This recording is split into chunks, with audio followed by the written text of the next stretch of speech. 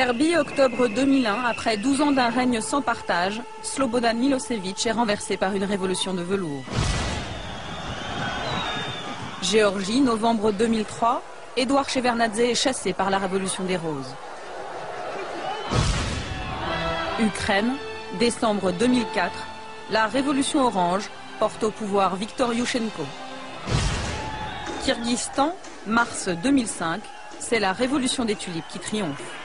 4 révolutions non violentes, 4 régimes autoritaires, reliques de la toute-puissance soviétique, jetés aux oubliettes de l'histoire en quelques semaines. Et à chaque fois le même scénario, des élections truquées, un pouvoir qui se crispe, puis cède devant des manifestations qui emportent tout sur leur passage.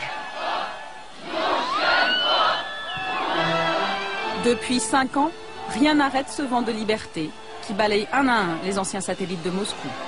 Une aubaine pour George Bush.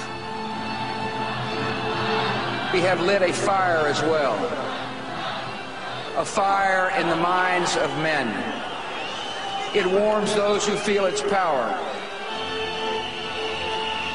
It burns those who fight its progress. And one day, this untamed fire of freedom will reach the darkest corners of our world. Une contagion révolutionnaire qui, un à un, retourne des régimes longtemps favorables à Moscou et qui commence sérieusement à irriter Vladimir Poutine, le maître du Kremlin. Самое опасное, знаете, создание системы перманентных революций. То розовых, то каких-то там голубых еще придумают. Вот жить нужно привыкнуть по закону.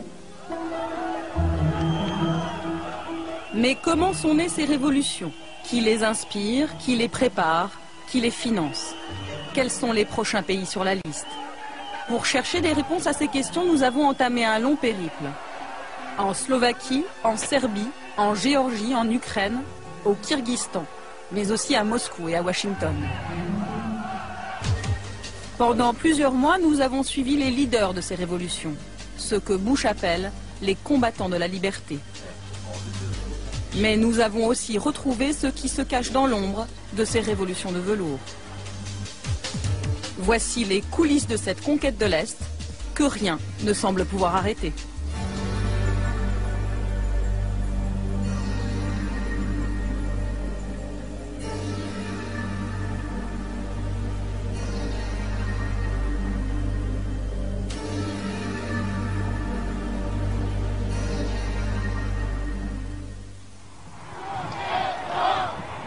Bratislava, février 2005.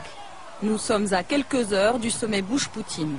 C'est le premier face-à-face entre les deux hommes depuis que la révolution orange a fait basculer l'Ukraine dans le camp américain. Officiellement, c'est le sommet de la réconciliation entre Moscou et Washington. Mais dans un salon discret de l'hôtel Marriott, c'est une toute autre partition qui se joue. Ce soir, la délégation américaine donne un cocktail très privé. Conseillers politiques, hommes d'affaires, lobbyistes. Dans ce salon, que des proches de George Bush, triés sur le volet. Et dans un coin de la salle, les stars de la soirée. Tous les leaders des révolutions de couleur qui ont balayé à l'Est les régimes favorables à Moscou. C'est George Bush qui les a invités personnellement pour les remercier.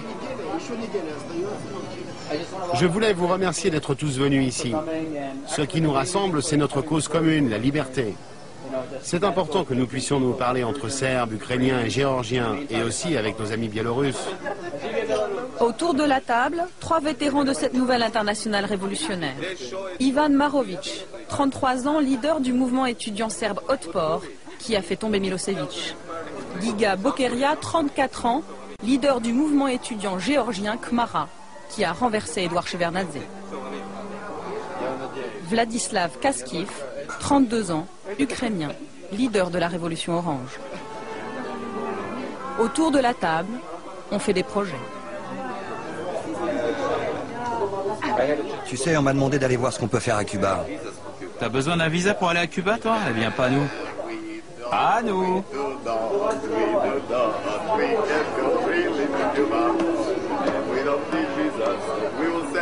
Tu vas voir, on va leur envoyer 10 millions de Serbes pour faire la révolution à Cuba. Dans ce sac, le kit du parfait révolutionnaire. CD-ROM, t-shirt, album souvenir. Vlad, le leader de la révolution orange, en profite pour faire des relations publiques. Venez, j'ai repéré quelqu'un d'important là-bas. Tout le monde veut ramener un souvenir de la révolution et saluer les héros. Particulièrement Paige Reef, un conseiller de la Maison-Blanche pour les pays de l'Est. Ces révolutions, c'est une vague. Qu'il s'appelle Poutine ou Loukachenko, le président biélorusse, eh bien cette vague, c'est comme un tsunami qui va les repousser aux oubliettes de l'histoire. Dernière photo souvenir avant l'arrivée du président américain. Demain, ils auront tous le privilège d'un entretien privé. On va dire à George Bush qu'il faut qu'il nous utilise pour aller démocratiser toute l'ex-URSS. La Biélorussie, l'Arménie, l'Azerbaïdjan, le Kyrgyzstan et bien sûr la Russie. C'est une chance unique de faire triompher la grande démocratie mondiale. Et on va le faire. L'entretien aura lieu à huis clos, mais le lendemain, George Bush fera de ces nouveaux révolutionnaires présents dans le carré VIP les vedettes de son discours. Across Central and Eastern Europe. We welcome you. We thank you for your example, for your courage, and for your sacrifice. The democratic revolutions that swept this region over 15 years ago are now reaching Georgia and Ukraine. Eventually, the call of liberty comes to every mind and every soul. And one day, freedom's promise will reach every people and every nation. And may God bless you all. Un appel ouvert à la révolution, lancé 1 heure à peine avant l'arrivée de Vladimir Poutine, et qui va jeter un coup de froid sur le sommet de la réconciliation.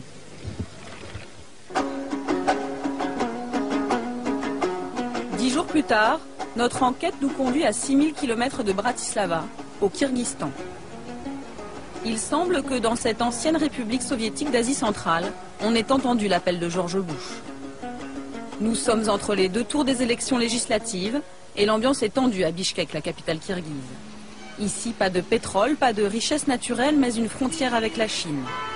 Alors, cette petite république est un lieu hautement stratégique pour Moscou et Washington.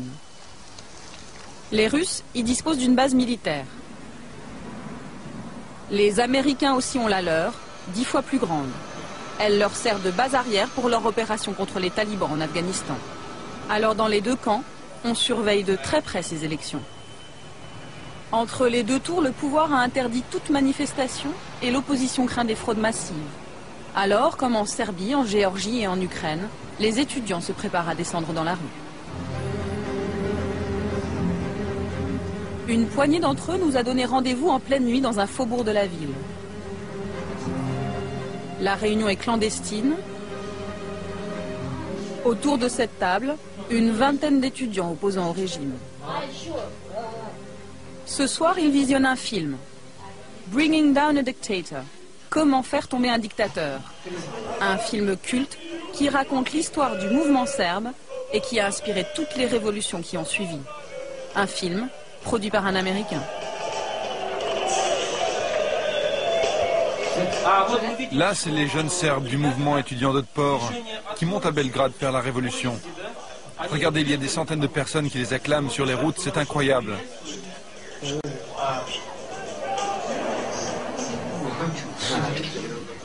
Là, c'est leur leader.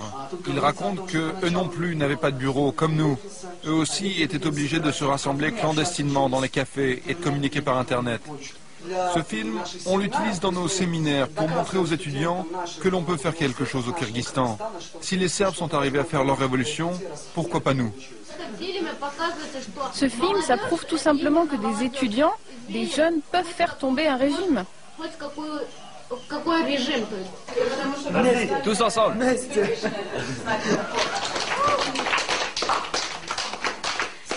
Serbie, Géorgie, Ukraine, Kyrgyzstan, là!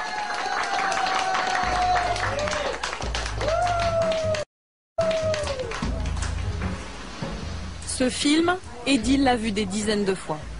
Comme beaucoup de combattants de la liberté, il a étudié aux États-Unis grâce à une bourse offerte par le gouvernement américain. Juste retour des choses, aujourd'hui il travaille pour NDI, l'Institut national démocrate, une fondation dirigée par Madeleine Albright. Pour ces élections, c'est lui qui est chargé de recruter des observateurs indépendants. Ce matin, il fait une dernière réunion. Les autres observateurs attendent de vous que vous soyez des leaders. Ils attendent que ce soit vous qui posiez des questions lorsqu'il y aura des infractions dans les bureaux de vote. Soyez actifs, surtout les jeunes. Vous êtes l'avant-garde. J'espère que j'ai été convaincant. Regardez, j'ai même l'écharpe orange qui vient d'Ukraine. J'ai passé 1 mois et demi en Ukraine. C'est l'Institut national démocrate qui a envoyé Edil observer 1 mois et demi les coulisses de la Révolution orange.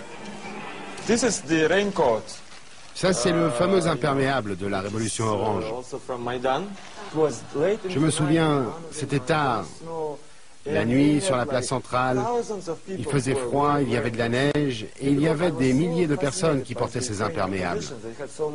J'étais tellement fasciné par l'opposition ukrainienne, ils avaient tellement d'argent, ils étaient tellement organisés, que j'ai pris ça pour le montrer à tout le monde ici et dire « Regardez, ils étaient prêts à la révolution, ils avaient même leurs imperméables qu'ils distribuaient dans les rues. »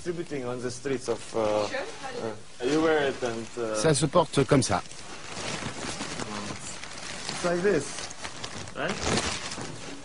Cette logistique, ces moyens financiers illimités sont bien sûr essentiellement américains. Près de 60 millions de dollars ont été dépensés l'année des élections en Ukraine. Au Kyrgyzstan, les dollars pleuvent aussi. 50 millions pour la location de la base militaire et 50 millions pour aider les associations favorables à la démocratie. Celle d'Edil touche 110 000 dollars pour surveiller le bon déroulement des élections. Alors forcément, à la une du journal que publie l'association, on sait être reconnaissant. Là, c'est le discours de Bush le jour de son investiture. Vous savez, ici, on est partagé sur George Bush. C'est pas mon président préféré. Mais quand un président américain dit que tous ceux qui vivent sous la tyrannie sachent que les États-Unis ne vous oublieront jamais, que jamais nous ne pardonnerons aux dictateurs, et que le jour où vous vous lèverez pour défendre votre liberté, nous serons avec vous, eh bien là, on le met en première page, parce que c'est important. On mérite notre liberté. Nous avons voulu voir à quoi ressemblaient ces Américains qui exportent la démocratie dans les coins les plus improbables de la planète. Pour les rencontrer, il faut aller dans un autre lieu tout aussi improbable, le golfe de Bishkek, la capitale kirghize. Autour de cette table, les représentants des principales organisations américaines présentes sur place. Mike Stone, 52 ans, ancien journaliste, dirige l'association Freedom House chargée de défendre la liberté de la presse. Brian Campbell, 48 ans, 15 ans de Kyrgyzstan, dirige le bureau du USAID, spécialiste dans l'aide au développement. David Greer, 43 ans, juriste, chargé de former les Kirghizes à l'économie de marché. Première surprise, ici, tout le monde assume son rôle sans complexe. La politique américaine au Kyrgyzstan, c'est d'exporter l'économie de marché dans l'intérêt des États-Unis. Et quant à notre influence ici, eh bien, on vient avec ce que le monde développé a de meilleur en termes de principes économiques. Voilà. Quelles sont les motivations politiques de Washington derrière tout cela, derrière notre présence ici? Je ne sais pas, mais je n'ai aucun problème avec ce que l'on fait ici, car je suis persuadé que c'est pour le bien des gens et que si ça marche, ça rendra le monde un peu meilleur. Moi, je ne crois pas que l'impérialisme soit une mauvaise chose, si cela veut dire des élections libres, une justice indépendante et des médias libres. C'est exactement ce qu'on est en train de faire ici et c'est très bien. Et franchement, je me fiche de ce que Poutine peut en penser, car lui, il était à la tête du KGB. Donc on connaît par cœur ses réactions et ça n'a aucune importance. Voilà, c'est tout. Et les méthodes du KGB, Mike Stone les connaît. Avant le Kyrgyzstan, il a perfectionné son swing en Hongrie, puis en Biélorussie. Ce Texan de 52 ans dirige la seule imprimerie du pays qui ose publier les journaux d'opposition. C'est de nuit qu'il nous y emmène. Il préfère être discret. À quelques jours du scrutin, la pression du KGB local est à son maximum. Alors Ruslan, c'est où? Ils sont par là-bas. Il est 3 heures du matin. Les ouvriers de l'imprimerie ont repéré une voiture stationnée tout près. Ce soir, la police secrète est de sortie, mais pas tout à fait sur le coup. Alors Mike, il n'y a personne? Si, ils dorment dans la voiture. C'est pas vraiment du bon espionnage. Ah non, ça c'est clair. Je vais rester ici jusqu'à ce que chaque exemplaire sorte de mon imprimerie.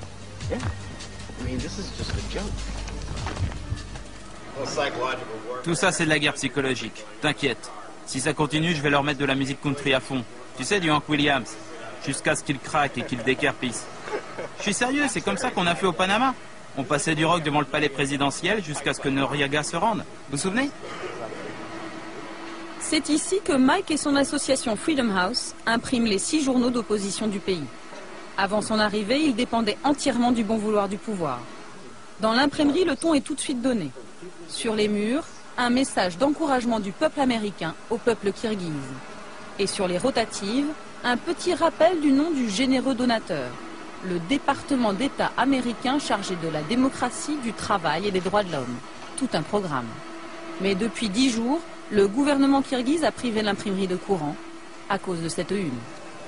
Ça, c'est la fameuse une. On peut lire la maison que le président Akayev s'est fait construire.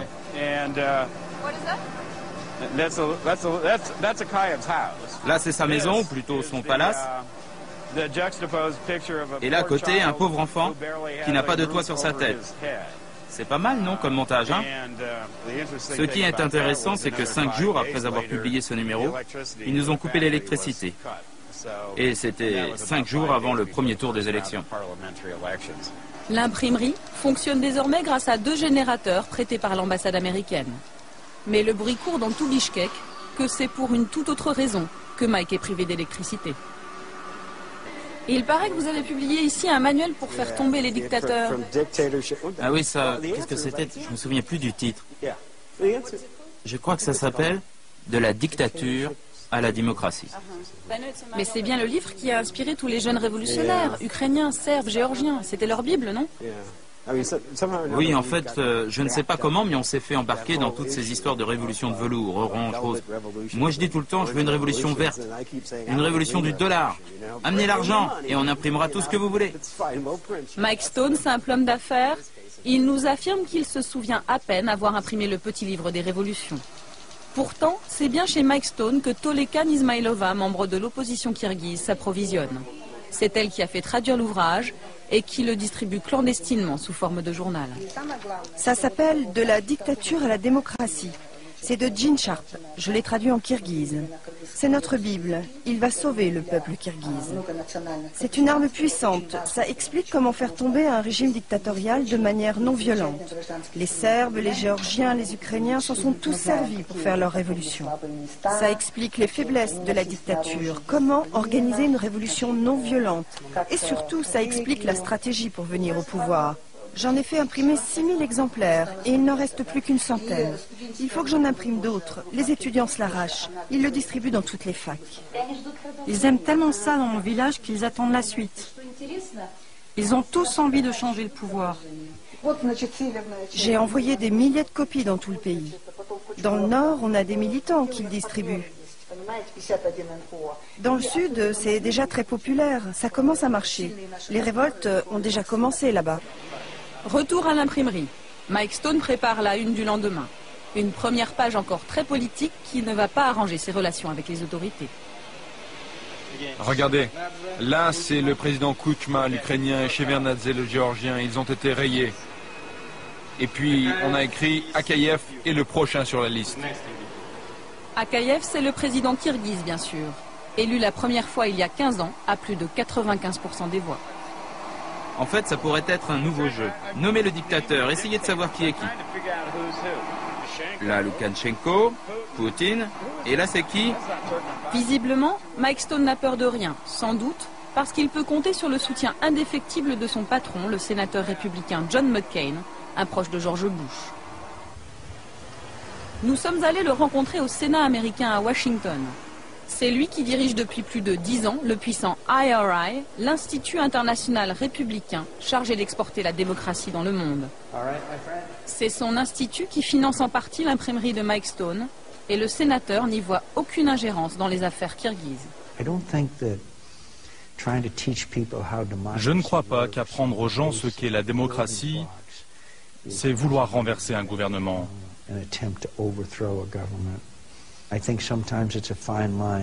C'est vrai qu'il y a une frontière fine entre encourager la démocratie et intervenir dans les affaires intérieures d'un gouvernement. Mais je suis persuadé que même sans l'aide des fondations américaines, il y aurait eu un jour des révolutions en Ukraine, en Géorgie, au Liban. C'était inévitable. Cette ligne étroite qui sépare le soutien au mouvement démocratique de l'ingérence dans les affaires d'un pays indépendant, le sénateur McCain va la franchir allègrement devant notre caméra. Excédé par les coupures de courant qui paralysent l'imprimerie, il a demandé à Mike Stone de convoquer le ministre des Affaires étrangères kirghize en personne pour une réunion téléphonique. Et quand le sénateur américain ordonne, le ministre kirghize se déplace. Yeah, sure. Good morning from Washington, good afternoon in London, Prague, and Moscow, Beijing, and Baghdad, and good evening in Bishkek. John McCain, ready for the media support. Pour que chacun retienne la leçon, la plupart des bureaux de l'organisation sont à l'écoute. The Kyrgyz Republic is an important ally of the United States, and we have expected that the printing press will continue to operate without obstacles created by either the Kyrgyz government or any state-controlled agencies. I'm outraged by the forced shutdown of the only independent printing press in Kyrgyzstan. This sort of information control is reminiscent of the old Soviet days and simply has no place in a free society. I'd like to ask... Pendant plus d'une heure, le ministre kirghize va encaisser. Il n'a pas les moyens de se défendre. Son pays surendetté est économiquement dépendant des États-Unis. À la fin du sermon, il est même contraint de s'excuser. Mr. McCain, do you hear me? Господин Маккейн, вы меня слышите? Да, я вас слышу. We are very sorry. Such incidents, which we are sorry about, should not put shadow on the image of our government, on its many times expressed commitment to support of independent mass media. Thank you. Thank you. Si une société n'est pas assez mûre pour la démocratie, il est contre-productif d'essayer d'imposer cette démocratie.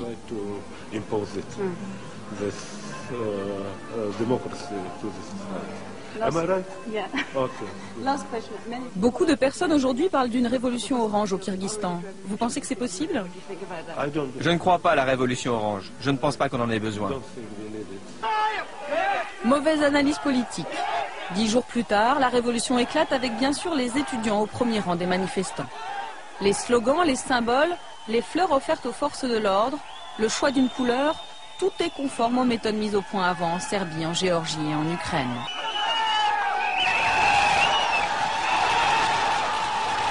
En 2 heures, le pouvoir est balayé, le palais présidentiel est pris d'assaut. Et le régime du président Akayev, qui régnait en maître depuis 15 ans, s'effondre.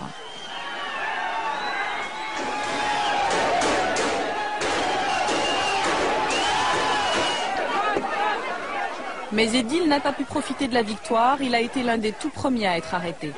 On le voit sur ces images de la télévision kirghize se faire embarquer par les forces de l'ordre. Quelques jours plus tard, nous le retrouvons. Il nous a donné rendez-vous devant le palais présidentiel, fermé pour cause de révolution. Pour lui, aucun regret, la fin justifie bien les moyens. On dira encore, comme pour la révolution ukrainienne, comme pour la révolution géorgienne, que tout ça c'est un projet américain. Eh bien, même si ça l'est, ça m'est égal. Je ne vais pas m'excuser. Et personne ne devrait s'excuser. On vit au XXIe siècle. Les dictateurs doivent savoir que leur heure a sonné.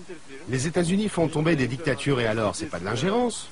On vit à l'heure des droits de l'homme, de la démocratie. C'est comme ça. En fait, ce qu'on ressent, nous tous ici à l'imprimerie, c'est sans doute un sentiment de mission accomplie. Nous laissons Bichkek à sa révolution et Mike à ses affaires. Direction Boston. Nous voulons rencontrer l'auteur du petit livre que tous les révolutionnaires s'arrachent. Il travaille ici à la fondation Einstein qu'il a créée en 1983. C'est un universitaire qui théorise depuis 40 ans sur la révolution non violente. Il s'appelle Gene Sharp. Il a écrit son livre il y a 15 ans. Depuis que les révolutionnaires serbes en ont fait leur Bible, les traductions se multiplient. Je n'en reviens pas. Il a déjà été traduit en 21 langues. Et il n'en finit plus de se répandre. Son livre « De la dictature à la démocratie » est un véritable mode d'emploi de la révolution pacifique, avec des recettes simples comme « Comment fraterniser avec la police, pilier de toutes les dictatures ». Par exemple, en Serbie, l'opposition a appliqué à la lettre nos conseils. Et ils ont procédé par étapes pour neutraliser l'armée et la police, pour que le jour de la révolution, la répression soit moins brutale. 2 ans avant la chute de Milosevic, des garçons et des filles de 14 ans envoyaient des colis avec de la nourriture aux policiers pour affaiblir leur morale et leur soumission à Milosevic.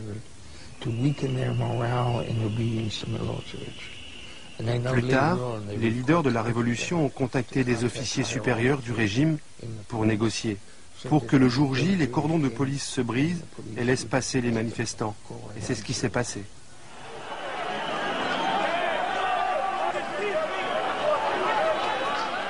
Mais l'homme de l'ombre, celui qui depuis la révolution serbe répand livre en main les bons conseils de Gene Sharp sur le terrain, n'a rien d'un universitaire. C'est un ancien militaire que nous cherchons à joindre depuis 4 mois. Il s'appelle Bob Elvie, parle rarement aux journalistes, mais nous a promis d'être là aujourd'hui. Vous travaillez avec Robert Elvie, non? Oui. Il est là? Oui, il est là. Regardez, c'est lui, Bob Elvie. Bob Elvie a passé 30 ans dans l'armée américaine comme officier d'infanterie. Il a participé à la formation de l'opposition birmane, alors il sait exactement comment affaiblir une armée et désorganiser un pouvoir. Il faut s'attaquer aux piliers du pouvoir, l'armée, l'administration. Il faut leur faire quitter le camp du régime autoritaire et les amener dans votre propre camp. Il ne s'agit pas de les détruire, mais de les retourner, de leur faire comprendre qu'il y a une place pour eux demain dans un gouvernement démocratique. C'est l'Institut du sénateur républicain McCain, celui qui finance l'imprimerie de Mike Stone à Bichkek, celui qui sermonne le ministre kirghize, qui 2 mois avant la chute de Milosevic a demandé à Bob Elvie d'aller dispenser ses conseils aux jeunes Serbes. Nous sommes allés à Belgrade retrouver Srđa Popović, un des tout premiers à avoir suivi le stage de Bob Elvie. Ce leader de la révolution serbe dirige aujourd'hui un café branché de Belgrade. On a rencontré Bob Elvie en avril 2000. On était déjà une vraie force d'opposition au régime, mais son expérience nous a beaucoup aidés, ça a été décisif. Ce qu'il nous a appris, c'est qu'il faut sélectionner des personnes dans le système, comme par exemple la police, puis leur envoyer constamment le message que nous sommes tous des victimes, eux comme nous. Eux, ils sont des victimes parce que ce n'est pas le rôle de la police d'arrêter des gamins de 13 ans. L'une des premières choses qu'on a appris, c'est d'être visible le plus possible. Il faut choisir un symbole. Nous, c'était le point fermé. En Ukraine, c'était la couleur orange. Ça, c'est l'outil de communication. Ensuite, on passe à l'action publique, aux manifestations. Comme ça, on mobilise les masses parce qu'il faut beaucoup de monde pour gagner une bataille. Une méthode redoutablement efficace. 3 mois après le stage organisé par Bob Elvie, le régime de Milosevic tombe. Depuis, les Serbes sont devenus les VRP de la méthode Elvie. Ils exportent leur savoir-faire partout où on rêve de révolution. Ce sont eux qui ont aidé les Géorgiens à chasser Edouard Shevardnadze du pouvoir. Ce sont eux qui ont aidé à préparer la révolution orange. La méthode est toujours la même. 2 mois avant les élections, des stages discrets sont organisés pour former des leaders étudiants. Nous sommes allés en Ukraine où nous avons retrouvé des images d'un de ces stages. Nous sommes 2 mois avant la révolution orange. Les élèves sont ukrainiens et rêvent de révolution. Les professeurs sont serbes et ont déjà mené à bien la leur. Il faut que vous sachiez que vous n'êtes pas seul, que beaucoup de gens veulent vous aider à l'extérieur, qu'ils connaissent votre douleur qu'ils vont tout faire pour que vous viviez un jour dans un pays démocratique, dans une Ukraine libre. On leur a appris comment créer leur organisation, comment faire de leur mouvement une véritable marque, comment créer des logos, comment faire passer des messages, comment recruter du monde, mobiliser les gens autour de leur cause, et bien sûr, comment trouver de l'argent. Autres intervenants pendant ces stages, les représentants des organisations américaines. Ce sont eux qui payent les Serbes pour intervenir ici.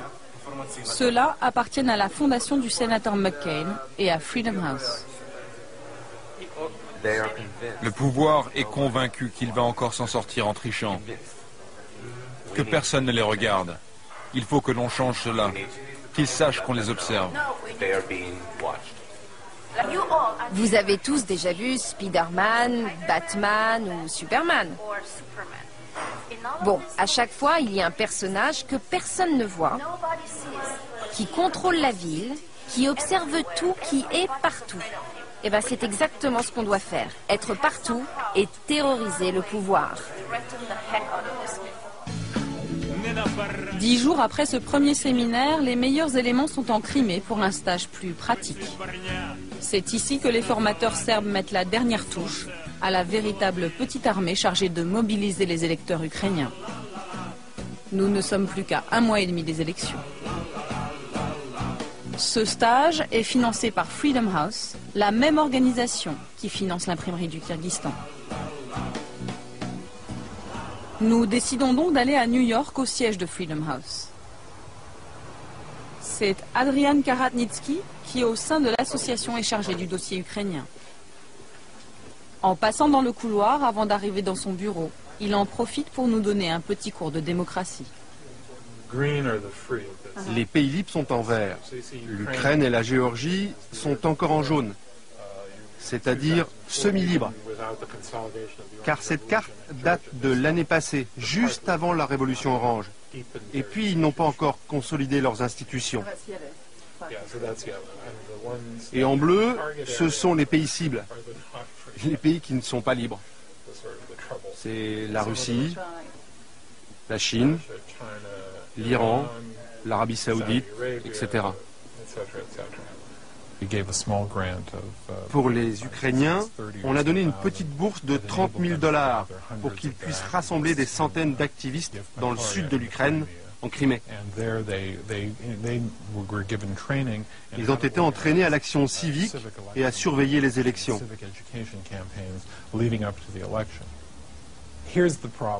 En fait, dans les années 50, 60 et 70, ce genre d'activité était mené par la CIA de manière cachée. Cela donnait l'impression que les services de renseignements américains noyautaient les organisations et les partis politiques des pays. Ça faisait passer les mouvements locaux pour des instruments de la CIA. Il a donc été décidé que les États-Unis feraient désormais ce genre d'activité de manière transparente et publique. Et c'est ce qu'on fait avec nos fondations. Et la méthode est efficace. Nous sommes allés le vérifier en Géorgie, une Géorgie qui depuis la révolution des roses en 2003 a basculé dans le camp américain. Cet après-midi, Tbilissi, la capitale, attend la visite du président Bush. Les États-Unis déversent ici plus de 100 millions de $ par an d'aides diverses et possèdent, comme au Kyrgyzstan, une base militaire stratégique.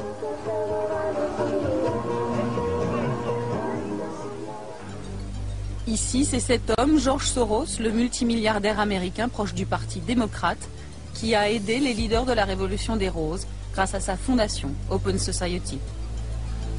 Kachal Omaya était à l'époque le représentant géorgien de la fondation de George Soros.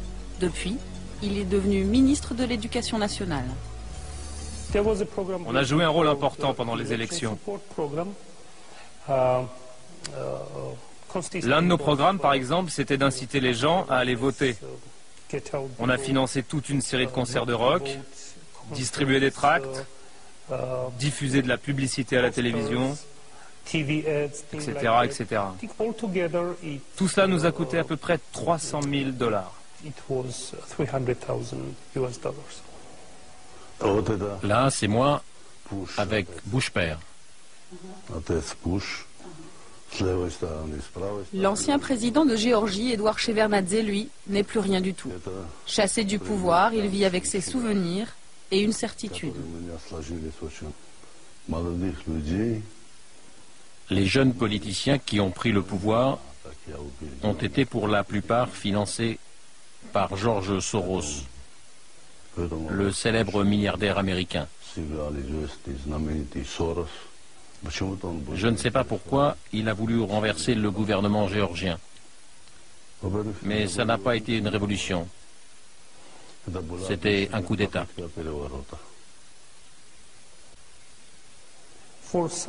C'est vrai, certains dictateurs d'Asie centrale et d'autres pays de l'ex-URSS ne comprennent pas ce que l'on fait.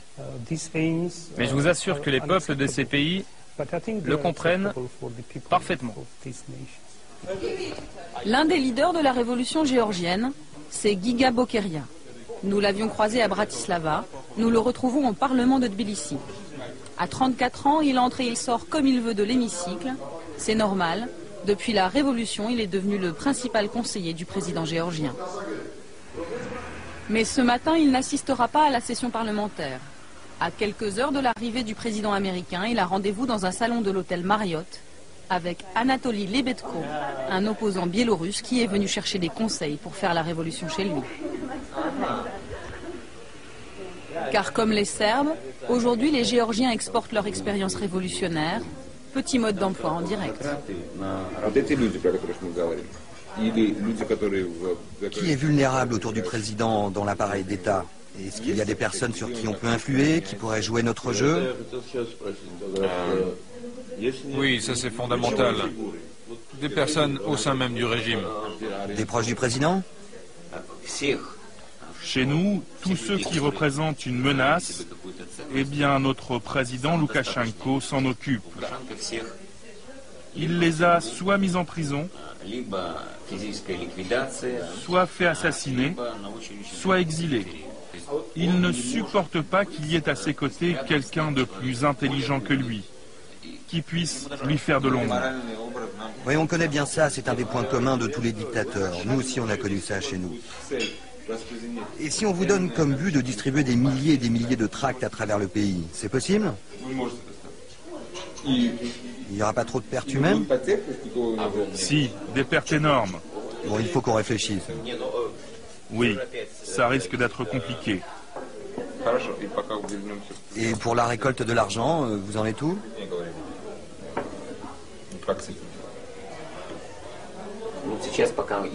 Pour l'instant, on a surtout un soutien politique et des promesses d'aide. Il y a une décision du Congrès des États-Unis qui doit nous donner plusieurs millions de dollars, mais on attend. La question principale, c'est effectivement l'argent. On va vous aider. On va faire quelque chose pour vous. On va vous donner des recettes pour prendre le pouvoir. Tu crois pas qu'il vaut mieux qu'ils éteignent la caméra? Vous pouvez arrêter de filmer, là? 2 heures plus tard, dans le hall de la Banque centrale, Giga a remis son costume de conseiller. Avant l'arrivée de George Bush, le président géorgien s'apprête à rencontrer les correspondants de la Maison-Blanche. Pour nous, cette visite de Bush, c'est comme revenir sur la carte du monde après 200 ans de colonisation par l'Empire russe et soviétique. Celui qui invite ce soir, c'est lui, Bruce Jackson. Ancien officier de l'armée américaine, il est passé par les renseignements militaires et Lockheed, une multinationale de l'armement.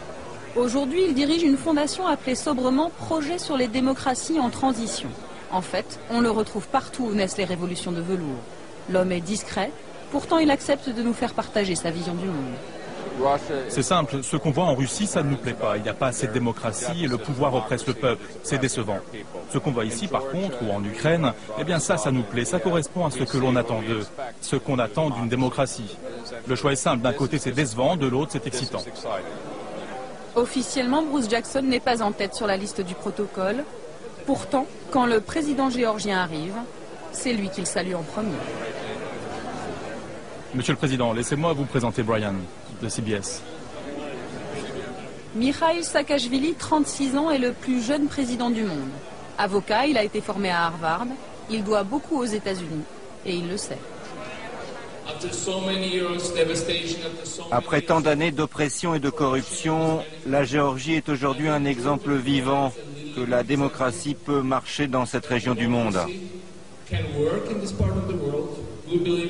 On croit dans les mêmes valeurs que les Américains et on se souvient de ce que les États-Unis ont fait pour nous ces dernières années. On est très heureux de vous accueillir ici. Et depuis qu'il peut compter sur le soutien sans faille des États-Unis, le jeune président géorgien n'hésite pas à s'en prendre directement à l'ex-grand frère soviétique. C'est clair qu'il faut que les bases russes quittent la Géorgie. On veut le faire de manière civilisée, on ne veut pas les pousser dehors. Mais regardez donc les Syriens, ils ont bien quitté le Liban en 3 semaines alors qu'ils avaient 4 fois plus d'hommes que les Russes ici. Tout le monde doit comprendre aujourd'hui qu'il n'y aura plus jamais d'empire soviétique. À quelques pas du président géorgien, Bruce Jackson est très attentif. J'ai dit quelque chose qu'il ne fallait pas? Non, non, non, continuez, monsieur le président, tout va bien. Allez, c'est bon, laissez le président un peu tranquille, il n'a même pas pu boire un verre de vin. On vous présente souvent comme l'homme de l'ombre de ces révolutions. Oui, je sais, et ça m'attriste que la presse française écrive ce genre de choses. Ce n'est pas ce que je fais. Vous savez, il y a plein de gens du gouvernement ici beaucoup plus intéressants à voir que moi. Fin de l'interview. Bruce Jackson s'éclipse discrètement avec Giga. Nous lui arrachons tout de même la promesse de nous recevoir au siège de sa fondation à Washington. Au centre de Tbilissi, l'ambiance monte. L'arrivée de George Bush est annoncée dans 1 heure et plus de 200 000 personnes se sont rassemblées sur l'ancienne place Lénine, rebaptisée Place de la Liberté. Anatoly Lebedko, le Biélorusse, continue sa tournée des sponsors. Nous le retrouvons dans les bureaux de l'IRI, la fondation du sénateur McCain. Au mur, un t-shirt imprimé par la fondation et qui annonce toutes les dates de la grande tournée des révolutions, avec celles déjà faites et les autres marquées TBD, To Be Done, en français, celles à faire. Les prochains sur la liste, c'est nous, les Biélorusses. Les élections sont prévues en 2006. C'est un beau palmarès, non? Les prochains, c'est vous? Oui, c'est sûr. L'année prochaine, c'est pour nous. Pour sa première rencontre avec George Bush, Anatoly ne fera pas partie des invités qui comptent. Il lui reste une révolution à faire pour prétendre au carré VIP.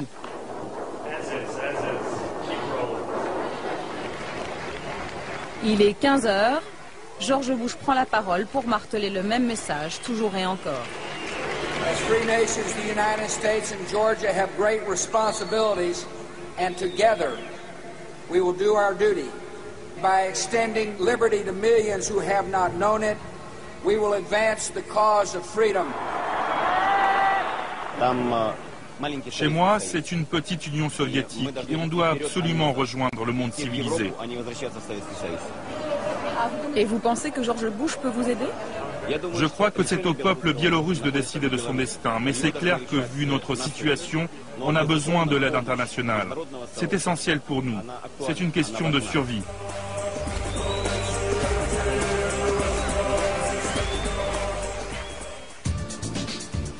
Quelques jours plus tard, direction Washington. Après des mois d'attente, Bruce Jackson, le lobbyiste en chef de la Maison-Blanche, nous autorise enfin à venir au siège de sa fondation. Tout sourire, il nous fait visiter le bureau où sont passés tous les leaders des révolutions de couleur. Au mur, des photos de son père, un des fondateurs de la CIA, et puis de George Bush, bien sûr. Sa femme est biélorusse et elle aussi très active. Regardez là, c'est ma femme, avec Condi Rice. Avec qui? Là ici, Condi Rice, et ma femme. Alors elle est comment, Condi Rice? Vous avez l'impression qu'elle vous soutient? Elle est formidable. Elle vient de dire publiquement que la Biélorussie devait devenir un pays libre, qu'il fallait changer le régime, et que les États-Unis allaient tout faire pour obtenir cela. En fait, on a créé un ministère des Affaires étrangères parallèle. Le président biélorusse, Loukachenko, ne peut pas être reçu à la Maison-Blanche, et nous, on peut. Surprise, nous voyons débarquer Giga Bokeria, le leader de la révolution géorgienne. De passage à Washington, il est venu saluer Bruce Jackson et se féliciter avec lui du démantèlement des bases russes dans son pays 10 jours à peine après la visite de George Bush à Tbilissi. Regarde, je t'ai apporté un t-shirt historique.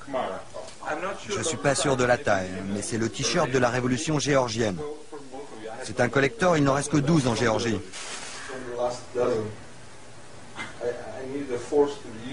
Le rendez-vous ici se passe très bien. Tu sais, ils sont très contents de toi ici. Tu fais du très bon travail. C'est bien.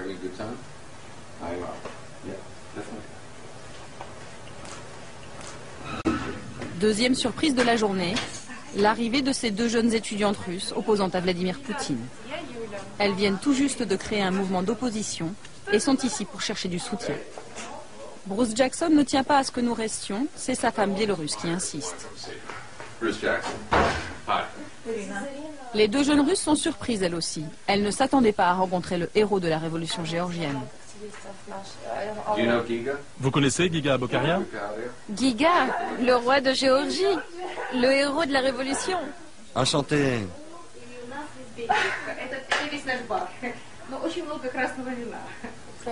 Si les Ukrainiens ont réussi à se sortir de là, alors pourquoi pas nous? C'est pour cela que c'est très important de rencontrer des gens comme Bruce Jackson ou comme Giga. Ils peuvent nous conseiller, c'est essentiel. En fait, ça se répand dans des pays de plus en plus grands. Ça a commencé dans la petite Serbie, puis la Géorgie, puis l'Ukraine, puis pourquoi pas l'immense Russie. En Russie, c'est une question de temps et bien sûr du prix humain qu'il faudra payer. Jusqu'où le régime sera prêt à aller pour rester en place. Mais je suis certain que ça arrivera. Vous allez les conseiller? Je n'appellerai pas ça du conseil. Je leur parle de mon expérience et de toutes ces recettes que vous connaissez.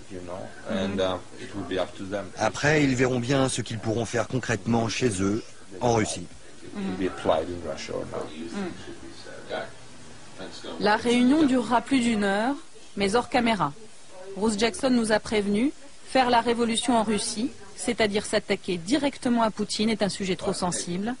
C'est pourtant le prochain objectif. 3 jours plus tard, nous décidons d'aller à Moscou retrouver Yulia, l'une de nos étudiantes russes. Depuis que les révolutions s'enchaînent à l'Est, l'ambiance s'est durcie et la police traque le moindre mouvement de contestation. Yulia a installé les bureaux de son tout jeune mouvement ici, au rez-de-chaussée de cette maison du centre de Moscou. Notre mouvement s'appelle Aborona, ça veut dire défense. On est tout jeune, ça ne fait que 2 mois qu'on a fait notre première manif. Voilà notre logo. C'est avec ce drapeau qu'on va au rassemblement. C'est le même que les Serbes, les Géorgiens. On l'a pris comme symbole de lutte commune. Nous, notre objectif principal, c'est lui, Poutine. On en a marre de lui, marre de ce régime policier qu'il a instauré en Russie.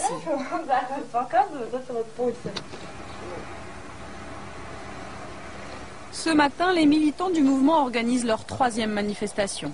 Tous ont été arrêtés après la 2e et sortent juste de garde à vue. Les flics nous ont vraiment pris comme cible ces derniers temps. Les aumônes, les forces spéciales, nous ont même fichés. Ils ont nos noms et nos photos. Ils nous montrent du doigt pour nous faire sortir des manifs et nous arrêter. Léna a 21 ans. Elle est étudiante en économie. Toutes ces révolutions de couleurs qui ont lieu dans les autres pays ont crispé le pouvoir en Russie. Le Kremlin parle de la peste orange. Il n'arrête pas de dire, en Russie, il y a le risque de la peste orange. Ils ont vraiment peur. Ces fascistes du Kremlin sont terrorisés qu'il y ait une révolution orange ici. Que le peuple russe se révolte et fasse tomber le régime de Poutine. Finalement, les intimidations de la police ont marché. Ils ne sont qu'un peu plus de 300 à la manifestation, encadrés par les tristement célèbres forces spéciales qui opèrent en Tchétchénie.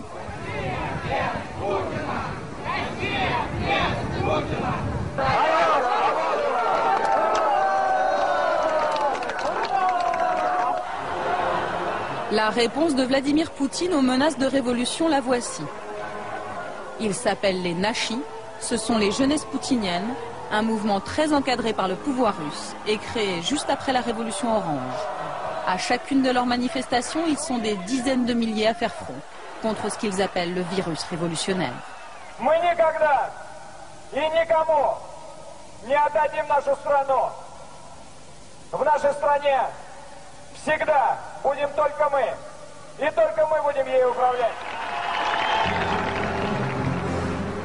Au Kremlin, on a même mis secrètement en place un ministère de la contre-révolution. C'est l'éminence grise de Poutine, Gleb Pavlovski, qui en a eu l'idée. C'est un fidèle du pouvoir. Vous savez, les Nashis, ça n'est que la partie visible de la contre-révolution, du front uni pour Vladimir Poutine. Si on nous y pousse, on pourra activer toutes les armes de ce front, et elles sont redoutables. On va commencer par résister à nos frontières. On ne va pas laisser les États-Unis se mêler de nos affaires. On ne veut pas que l'Amérique soit chez nous, dans notre maison. On ne veut pas que les États-Unis nous apprennent à être russes. Si les Américains décident d'aller jusqu'au bout de leur conquête de l'Est, et si la révolution russe a vraiment lieu, beaucoup prédisent qu'elle aura une couleur toute choisie. Rouge. La couleur de l'affrontement inévitable entre deux forces que lentement mais sûrement on est en train de dresser dangereusement l'une contre l'autre.